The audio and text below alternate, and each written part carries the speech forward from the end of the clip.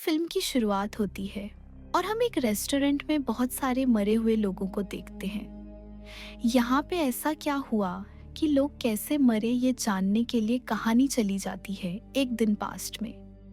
हम मूवी की main character Nancy को देखते हैं जो खेतों में अपना प्रेगनेंसी टेस्ट करती है और उसे रिजल्ट पॉजिटिव मिलता है, जिसकी वजह से वो बहुत ज़्यादा डर जाती है क्योंकि अभी उसकी शादी नहीं हुई थी और यह सब उसने प्लान भी नहीं किया था। अब नांसी टेंशन में अपने डैड के रेस्टोरेंट में आ जाती है जहां खुद वो एक मैनेजर के तौर पर काम करती है। रास्ते में उसकी गाड़ी का पेट्रोल खत्म हो जाता है तो बाकी का रास्ता पैदल तय करने का फैसला करती है और तभी उसे साइकिल पे बॉबी मिल जाता है जो उसी के रेस्टोरेंट का एक एम्प्लॉय था। यह लड़का नैन्सी को लिफ्ट देता है और यह लोग होटल पहुंच जाते हैं। होटल पहुंचते ही नैन्सी को उसके डैड बताते हैं कि आज रात को इस होटल को तुम्हें ही संभालना होगा क्योंकि मुझे एक मीटिंग में जाना है। नैन्सी हामी सर हिलाती है क्योंकि उसे लगता था कि वो सब मैनेज कर सकती थी। उसके डैड ने बताया, तुम्हारी मदद के लिए मैंने जैक को यहाँ रोक लिया है। लेकिन यह सुनकर नैन्सी को गुस्सा आ गया। जैक उसे बिल्कुल पसंद नहीं था। वो अपने डैड से रिक्वेस्ट करती है कि आप बॉबी को यहाँ रोक लें, लेकिन उसके डैड मना कर देते हैं, यह कहते हुए कि मैं अब जैक को पहले ही कह चुका हूँ। नैन्सी अब डैड के ऑफिस से बाहर आती है तो अचानक उसे वॉमिटिंग होने लग जाती है। इसीलिए वो अपने होटल से बाहर निकल आई थी जहाँ सिगरेट पीने के लिए जैक भी आया हुआ था। उसकी ऐसी हालत को देखकर वो समझ गया कि नांसी प्रेग्नेंट है। वो उससे पूछता है, क्या ये राज तुम्हारे डैड को पता है? नांसी उसकी बात का कोई जवाब नहीं देती और इतनी ही देर में यहाँ पर उसके डैड भी आ जाते हैं, जिन्हें देखकर वो घबरा गई थी। पर उसके डैड ने उसकी ऐसी हालत पर ध्यान नहीं दिया। वो तो बस जैक को ये कहने आए थे कि तुम्हारे पास जो भी कस्टमर आए तुम उसे अच्छे से डील करना और इस सब में नांसी तुम्हारी हेल्प करेगी। नांसी से अब रहा नहीं जाता और वो डैड से पूछ ही लेती है कि डैड ऐसी कौन सी मीटिंग है कि आपका जाना इतना जरूरी हो गया। तो उसके डैड ने कह दिया, तुम्हारी मॉम के मरने के बाद काफी अकेला फील करता हूँ, इसलिए मैंने शादी का फैसला किया है और मैं एक लड़की से मिलने जा रहा हूँ। यह सुनकर नैन्सी की उदासी और भी ज्यादा बढ़ गई। उसे अब अपने डैड को किसी से शेयर करना पड़ेगा। अब नांसी और जैक अपने होटल के अंदर आ गए थे। अभी तक तो सब नॉर्मल चल रहा था, लेकिन अचानक उनके होटल के बाहर जवान लड़कों का एक गैंग आ गया। यह लड़के उनके होटल के बाहर बहुत ज्यादा बदतमीजी कर रहे थे, बाइक्स को रेस दे रहे थे, शोर मचा रहे थे और उन्होंने बाहर एक खरगोश को भी मार के रखा था। ऐसे माहौल में उनके कस्टमर्स भाग सकते थे। नैन्सी उन्हें धमकी देती है, यहाँ से जाने को कहती है, लेकिन ये डेक लड़के उसकी बात नहीं मानते और उल्टा उसके पीछे उसी के होटल में आ जाते हैं और मास्क पहनकर उससे ऑन ऑर्डर लेने को कहते हैं। नैन्सी को गुस्सा आ चुका था। वो इनसे कहती है, तुम यहाँ से जाते हो या मैं पुलिस को कॉल करूं? वो लड़के जब नहीं उठते तो नैन्सी सच में पुलिस को कॉल करने का नाटक करने लग जाती है, जिसकी वजह से वो लड़के वहां से उठ जाते हैं और एक लड़का उसके पास आकर उसे कहकर जाता है, अभी तो हम जा रहे हैं लेकिन वापस हम जरूर आएंगे। जिस तरह इन लड़कों ने नैन्सी की बेइज्जती की थी, सभी नैन्सी पर हंस रहे थे और यह देखकर नैन्सी को बहुत ज्यादा गुस्सा आ गया। उसने पूरे स्टाफ को बुलाया और सबको बताया कि मैं तुम्हारी मैनेजर हूँ और मेरी इज्जत करना तुम्हारा फर्ज है। वह बताती है कि मेरा ऑर्डर मानना तुम्हारी ड्यूटी है क्योंकि मैं यहाँ की ऑनर हूँ। जिस पर जैक ने कहा कि यह सब तुम्हारे डैड का है ना कि तुम्हारा, इसमें तुम्हारा कोई क्रेडिट नहीं। जैक उससे यह भी कहता है कि तुम्हारे से ज्यादा काबिल लोग हम हैं। नैन्सी की गुस्से की इंतहा हो जाती है और वो जैक की इस बदतमीजी पर उसे जॉब से ही निकाल देती है। जैक हैरान हो गया। उसने कहा कि तुम ऐसा नहीं कर सकती, लेकिन नैन्सी ने कहा, अब मैं मैनेजर हूँ और मेरे ही ऑर्डर चलेंगे। जैक क्या भी करता, गुस्से में यहाँ पर अपना एप्रन उतार कर चला गया। नैन्सी ने ये जो सब कुछ किया था जज्बात में आकर किया था। उसे समझ नहीं आ रही थी कि उसे हो क्या गया था। वो वॉशरूम में आती है, अपना मुंह धोती है और अपने आप को रिलैक्स करने की कोशिश करती है। तभी हम देखते हैं कि वॉशरूम के बाहर बॉबी उसका इंतजार कर रहा था। वो उसे कहता है, मैं तुम्हारी मदद के लिए आज रात रुक सकता हूँ। तुमने जैक को तो निकाल दिया है, तो रात में तुम्हारा अकेले यहाँ रुकना ठीक नहीं। इस पर नैन्सी को और भी ज्यादा गुस्सा आ जाता है। उसे लगता है कि बॉबी इस पर तरस खा रहा है और इससे दोस्ती करने की कोशिश कर रहा है। वो बॉबी को खरी खरी सुना देती है कि तुम मेरे टाइप के नहीं हो और मेरे से दोस्तियां बढ़ाने के लिए इस तरह मुझे इम्प्रेस करने की जरूरत नहीं। ये बातें सुनकर आज बॉबी भी बहुत ज्यादा हर्ट हुआ था और वो यहीं पर नैन्सी को छोड़कर चला जाता है। कुछ ही देर में पूरे स्टाफ की शिफ्ट खत्म हो जाती है और नैन्सी इस जगह अकेली रह जाती है। उसे पूरी रात अकेले शिफ्ट करनी नैन्सी पहले यहाँ की सफाई करती है और उसके बाद कस्टमर ना आने पर अपने डैड से कॉल पर बात करने लग जाती है। कॉल पर उसने अपने डैड को बताया कि वो जैक को फायर कर चुकी है। उसके डैड भी हैरान हो जाते हैं, तो नैन्सी उसे कहती है वो मेरी बिल्कुल रिस्पेक्ट नहीं कर रहा था और उसने सबके सामने मेरी बेइज्जती की। मैं क्या करती। अब उसके डैड परेशान हो गए थे क्योंकि नैन्सी पूरी रात अकेले रहने वाली थी। वह उससे पूरी रात अलर्ट रहने को कहते हैं और कोई भी प्रॉब्लम होने पर उन्हें कॉल करने को कहते हैं। नैन्सी को तो कोई डर नहीं था। उसने म्यूजिक प्ले किया और एंजॉय करते हुए यहाँ पर दोबारा काम करना शुरू कर दिया। लेकिन यह एंजॉयमेंट तब तक ही था जब तक उसने अपने होटल के बाहर उसी गैंग को नहीं देखा जो आज दोपहर में आया था। उन्हें देखकर वो गुस्से में आ गई और उसने स्पीकर में उनसे कहा कि तुम लोग यहाँ से चले जाओ, अगर नहीं गए तो मैं पुलिस को बुला लूंगी। यह बात कहते ही वह नोटिस करती है कि उसके होटल के सारे दरवाजे और खिड़कियां खुले हुए थे। पुलिस को आने में यहाँ देर भी लग सकती थी और अगर ये लोग उसे नुकसान पहुंचाने लग गए तो ज्यादा टाइम नहीं लगेगा। यही सोच आते ही उसने सारे खिड़कियां दरवाजे बंद करना शुरू कर दिए। ये सब बंद करने के बाद वह जल्दी से पुलिस को कॉल करती है और बताती है कि बाहर बकर्स का एक गैंग है जो मुझे यहाँ तंग कर रहा है। पुलिस वाले उसकी मदद के लिए एक इंस्पेक्टर भेजने की बात करते हैं। फोन लगते ही उसे अपने होटल के चारों तरफ से जोर जोर से दरवाजा बजाने की आवाज आने लगी थी। वो डर गई थी। वो एक काउंटर के नीचे छुप गई। काफी देर नॉक होने के बाद अचानक से वो नॉक होना बंद हो गई। नैन्सी को कुछ सुकून मिला और एकदम से दोबारा उसके दरवाजे पे किसी ने नॉक किया। वह डर गई। चुपके से उसने काउंटर से उठकर बाहर देखा तो बाहर शरीफ यानी पुलिस ऑफिसर आए थे, जिसके लिए जाकर उसने फौरन से दरवाजा खोल दिया। यहाँ पर आते ही ऑफिसर उसे कहते हैं कि मुझे इस जगह की पूरी जांच करनी होगी। वो इस जगह की तलाशी अच्छी तरह लेते हैं, लेकिन नैन्सी के अलावा उन्हें यहाँ पर कोई नहीं मिलता। यहाँ पर तो दूर उन्हें होटल के बाहर भी कोई नहीं नजर आता। इस जगह को चेक करने के बाद वह पुलिस में रिपोर्ट करता है कि उसे तो यहाँ पर कोई खतरा नहीं नजर आया। हो सकता है कि ये लड़की का वहम हो और उसका डैड दूर करने के लिए वो कुछ देर के लिए यहाँ लड़की के साथ रुक रहा है। इसके बाद वो नैन्सी से अपने लिए कॉफी बनाने को कहता है और वहीं बैठ जाता है। उसकी नजरें भी नैन्सी को अनकंफर्टेबल कर रही थीं। फिर वो पुलिस ऑफिसर नैन्सी के पास आया और उससे कहने लगा, चलो तुम मेरे साथ पुलिस स्टेशन चलो।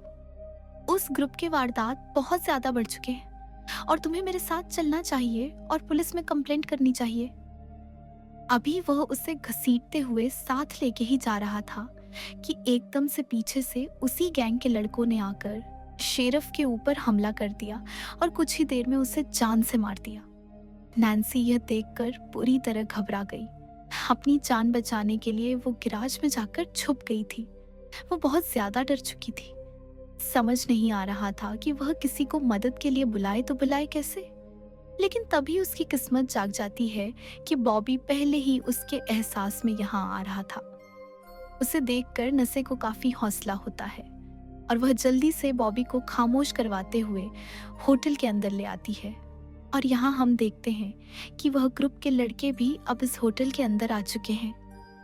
यहाँ पर नैन्सी ने अपनी दोस्त को भी मैसेज कर दिया था कि वह उसकी मदद के लिए किसी को बुला ले या वह खुद यहाँ पर आ जाए। इससे पहले कि यह दोनों कुछ और कर पाते, वो गैंग इन दोनों को आकर पकड़ लेता है और कैद कर लेता है। नैन्सी के सामने अपनी गाड़ी की चाबी भी थी, लेकिन हाथ बंधे होने की वजह से वो उठा नहीं सकती थी। अब एक बंदा नैन्सी के मुंह और हाथों पर टेप लगाकर उसे कमरे में बंद कर देता है, जहां नैन्सी अपने हाथों को छुड़वाने में कामयाब हो जाती है। वो बहुत ज्यादा डरी हुई थी। इस बंदे से अपनी जान बचाने के लिए वो अपने पास मौजूद एक नाइफ उठाकर बैग से उसके अंदर स्टैब कर देती है, जिससे वह लड़का वहीं मर जाता है। और नेसी जब उसका मास्क हटाकर देखती है तो दंग रह जाती है। ये कोई और नहीं बल्कि उसके होटल का अपना एम्प्लॉयड था। कुछ ही देर में वह देखती है कि बॉबी भी खुले हाथों के साथ यहाँ इस रूम में आ रहा था। वो समझ गई कि बॉबी भी इन्हीं लोगों के साथ मिला हुआ है और ये लोग इस टाइम पहले वाला गैंग नहीं है, बल्कि उसके होटल में काम करने वाले ही लोग हैं जो उससे बदला लेने के लिए इस टाइम यहाँ आए हैं। बॉबी जो उसका दोस्त था वो भी इन लोगों के साथ मिल गया था, क्योंकि आज उसने बॉबी की भी बेइज्जती की थी। अब ये लोग यहाँ कर क्या रहे थे, ये जानने के लिए सीन्स फ्लैशबैक में चले जाते हैं और हमें जैक को दिखाया जाता है, जो अपनी नौकरी जाने की वजह से बहुत ज्यादा गुस्से में था। वो किसी भी सूरत में अब बदला लेना चाहता था। वो सारे क्लिक्स को घर ड्रॉप करता है, जिसके बाद वो पीट को लेकर उन यंगस्टर्स के ग्रुप के पास चला जाता है जो आज दोपहर में उनके होटल के बाहर आए थे। यहाँ जाते ही उसने अपना एक चाकू निकाला और गैंग के एक बंदे को जख्मी कर दिया, जिससे वो गैंग वाले यंगस्टर्स डर गए। फिर जैक ने गाना चलाया और इन सबको अपने इशारों पे नचाया, जिसके बाद उसने पेट को गन पकड़ाई और यहाँ के लड़कों को मारने को कहा। लेकिन पेट यह काम नहीं कर पाया तो लड़कों को भागने का मौका मिल गया, जिसके बाद रैक ने पेट से शाम को रेस्टोरेंट में मिलने को कहा। लड़कों के यहाँ से भाग जाने के बाद वो लड़कों के मास्क और कपड़े लेकर यहाँ से निकल आता है और रात में अपने बाकी कलीग से मिलता है। वो उन सब से कहता है, मैं जानता हूँ नैन्सी ने तुम सबको हर्ट किया है। वो बहुत बुरी मैनेजर है। अगर तुम उससे बदला लेना चाहो तो मेरा साथ दे सकते हो। सभी के अंदर नैन्सी के लिए गुस्सा था, तो सभी उसका साथ देने के लिए मान गए। यानी ये सारा प्लान जो इस टाइम हो रहा था, उसके पीछे मास्टरमाइंड जैक ही था। बॉबी इसलिए जैक के प्लान में शामिल हुआ था क्योंकि उसे लग रहा था कि जैक ज्यादा से ज्यादा नैन्सी को डराएगा ही, उसे कोई नुकसान नहीं पहुंचाएगा। पहले यह लोग नैन्सी को डराने लगे और जब नैन्सी ने सचमुच में पुलिस ऑफिसर को कॉल कर दी तो पहले यह लोग छुप गए और फिर अपने आप को बचाने के लिए इन्होंने ही मिलकर उस पुलिस ऑफिसर को मार डाला। इस टाइम बॉबी जैक के प्लान से बाहर हो गया और उसने अपना मास्क उतारा और नैन्सी की मदद के लिए चला गया, क्योंकि उसे कहीं ना कहीं नैन्सी से हमदर्दी थी। उसे नैन्सी पसंद थी। सीन्स दोबारा प्रेजेंट में आते हैं जहां नैन्सी यह सब कुछ जानकर बहुत ज्यादा गुस्से में थी। इस टाइम पीट, जिसके ऊपर नैन्सी ने हमला किया था, वह जख्मी था। ये लोग उस लड़के को उठाकर होटल के अंदर ले आते हैं। अब वह प्लान कर रहे थे कि पीट की जान बचाने के लिए वो किसी को मदद के लिए यहाँ बुलाएंगे, लेकिन किसको बुलाते, कौन इनकी मदद करता? यह एक पुलिस केस था जहां हम देखते हैं कि बॉबी को नैन्सी की कार की चाबियां दिख गई, जिसे उसने उठा लिया और तभी जैक को उसके एक साथी ने आकर बताया कि नैन्सी यहाँ से भाग गई है। यह सुनकर जैक गुस्से में आ जाता है और फौरन उनको नैन्सी को पकड़ने को कहता है। उसने बॉबी से भी नैन्सी का पीछा करने को कहा, लेकिन यहाँ पर बॉबी ने उल्टा ही जैक के ऊपर हमला कर दिया, उसके फेस पर पंच किया। जबकि दूसरी तरफ अब हमें नैन्सी के डैड को दिखाया गया, जो नैन्सी का पता करने के लिए कॉल कर रहे थे, लेकिन होटल में कोई कॉल पिक नहीं कर रहा था। यहाँ वो लड़का जो नैन्सी के पीछे आया था, उसे पकड़ने के लिए नैन्सी बड़ी ही चालाकी से गरम गरम खोलता हुआ पानी उसके ऊपर फेंक देती है, जिससे उसका सारा मुंह जल जाता है। कुछ ही देर में यह लड़का अब जलन से मारा भी गया था। अब वो चुपके से रेस्टरूम की तरफ आ गई, जहां उसने आकर देखा कि बॉबी जख्मी पड़ा था। वो उसकी मदद करने के लिए टेबल के नीचे से चुपके से उसके पास आ ही रही थी कि इसी टाइम उसकी दोस्त यहाँ पर आ गई इसी होटल में। नीचे से बॉबी उसे उसकी कार की चाबियां देना चाह रहा था ताकि नैन्सी यहाँ से अपनी जान बचाकर भाग जाए। नैन्सी की दोस्त तो ये सारा नजारा देखकर पागल हो गई और अपनी जान बचाकर यहाँ से भाग गई। उसने तो पुलिस को बुलाने की जहमत भी नहीं की। नैन्सी को भी अपनी कार की चाबियां मिल गई थी। मौका पाते ही जैक की नजरों से बचते हुए वो होटल के दरवाजे से बाहर भागी, लेकिन तभी पीछे से जैक ने भागते हुए उसे पकड़ लिया। वो उसके बालों से उसे पकड़ते हुए पीछे से उसकी बैग में स्टप कर देता है और फिर उसकी बॉडी को भी होटल के अंदर ले आता है। रे को लग रहा था कि अब सब लोग मर गए और वही जिंदा है। वो आकर अपने सारे कपड़े उतारता है और फौरन पुलिस को कॉल कर देता है, ये जाहिर करने के लिए कि यह सब उसने अब भी देखा है और वो इस सब में मुलविस ही नहीं है। उसने सोचा था कि ऐसा करके वह शहर छोड़कर चला जाएगा, एक नई जिंदगी जीने लगेगा, लेकिन कहानी में ट्विस्ट उसे खुद भी नहीं पता था। नैन्सी अभी जिंदा थी। वो अपने पेट से हिम्मत करके चाकू बाहर निकालती है और अपने आप को घसीटते हुए बॉबी के पास लेकर जाती है, जो अब मर चुका था। बॉबी की लाश को देखकर वो बहुत ज्यादा रोई, क्योंकि एक बॉबी ही तो था जो उसकी बहुत केयर किया करता था। नैन्सी के दिल में अब बदले की आग आ गई थी। उसने हिम्मत की और जाकर आनी गाड़ी में बैठ गई। वो ड्राइव करते हुए आई जैक के घर। उसने जैक का दरवाजा नॉक किया। इस टाइम जैक को किसी के अपने घर आने की उम्मीद नहीं थी। उसने दरवाजा खोल के देखा तो वहां नैन्सी थी और नैन्सी ने बिना वक्त जाया किए अपने हाथ में पकड़ा हुआ चाकू उसकी गर्दन में स्टैब करते हुए उसे मार डाला और अपना बदला ले लिया। उसके जिस्म में अब खुद हिम्मत बहुत कम रह गई थी। वह अपने आप को घसीटते हुए 2-4 कदम ही आगे लेकर गई और वहीं पर गिर गई। इस टाइम उसे अपनी मॉम याद आ रही थी। अचानक उसके करीब एक कार रुकती है, जिसमें से उसके डैड उसके पास आते हैं। उन्होंने करीब ही नैन्सी की कार देख ली थी, इसलिए वह यहाँ आए थे। अपनी बेटी की ऐसी हालत देखकर वो परेशान हो जाते हैं और उससे कहते हैं, हिम्मत करो, मैं तुम्हें डॉक्टर के पास ले जाऊंगा, तुम्हें कुछ नहीं होगा। लेकिन नैन्सी यहाँ उन्हें रिलैक्स करती है और उन्हें सच्चाई बताती है कि मैं प्रेग्नेंट हूँ, और बस यही बताते हुए कहानी यहाँ खत्म हो जाती। तो दोस्तों, ये कहानी का पार्ट 2 देखना चाहते हो तो कमेंट करें। अगर चैनल पर नए हैं तो चैनल को सब्सक्राइब करें